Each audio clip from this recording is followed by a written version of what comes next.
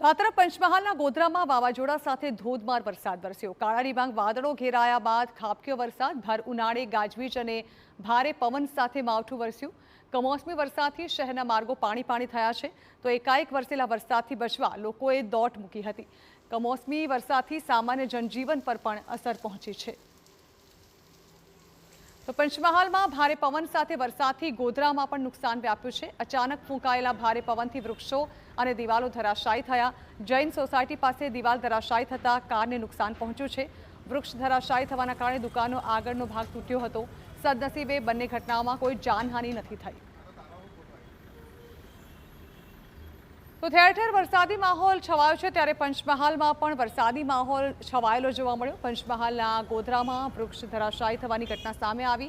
વૃક્ષ એક દુકાન પર ધરાશાયી થયું હતું, જેને કારણે દુકાનને પણ નુકસાન પહોંચ્યું હતું। જો કે આ પ્રકારની ઘટનાઓ સામે આવ્યા છતાં પણ સદનસીબે કોઈ જાનહાનિના સમાચાર સામે નથી આવ્યા।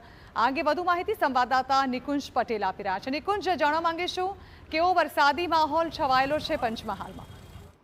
ચોક્કસથી હવામાન વિભાગની આગાહી પ્રમાણે આજે પંચમહાલ જિલ્લાના મુખ્ય મથક ગોધરા શહેરમાં અચાનક જ ભારે પવન સાથે વાવાઝોડું અને ધોધમાર વરસાદી ઝાપટું વરસ્યું હતું। આ કમોસમી વરસાદ અને ભારે પવનને લઈને જે વાવાઝોડામાં જે વૃક્ષો છે તે ધરાશાયી થવાની ઘટનાઓ સામે આવી છે। ગોધરા શહેરના જૈન સોસાયટી સામેના વિસ્તારમાં આવેલી એક મકાનની પેરાફીટ ધરાશાયી થતા જે કાર નીચે પાર્ક કરેલી હતી તેને નુકસાન થયું હતું। તો બીજી તરફ એ જ વિસ્તારની અંદર એક ઝાડ ધરાશાયી થવાને કારણે જે એક દુકાન હતી તેનો આગળનો ભાગ ક્ષતિગ્રસ્ત થવા પામ્યો છે।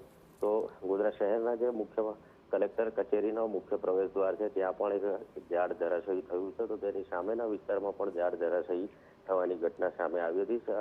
તમામ ઘટનાઓની અંદર સદનસીબે કોઈ જાનહાનિ થઈ નથી, પરંતુ જે નુકસાન છે તે થવા પામ્યું છે। હાલ આજે ધરાશાયી થયેલા વૃક્ષો છે તેને હટાવવાની કામગીરી કરવામાં આવી રહી છે અને હાલ જો કે વરસાદે વિરામ લીધો છે, પરંતુ જે નુકસાનીના દ્રશ્યો છે તે સામે આવે છે। ઝાડો ધરાશાયી થવાને લઈને જે મુખ્ય વીજ પુરવઠો છે તે પણ ગોધરા શહેરના મોટાભાગના વિસ્તારોમાં હાલ ખોરવાયેલો છે। જી બિલકુલ, આભાર નિકુંજ। તો ઠેર ઠેર વરસાદી માહોલ છવાયેલો છે, ત્યારે પંચમહાલમાં પણ વરસાદી માહોલ છવાયેલો જોવા મળ્યો। જો કે જાનહાનિના સમાચાર નથી, પરંતુ વરસાદ અને વાવાઝોડાને કારણે વૃક્ષો ધરાશાયી થવાની ઘટના સામે આવી।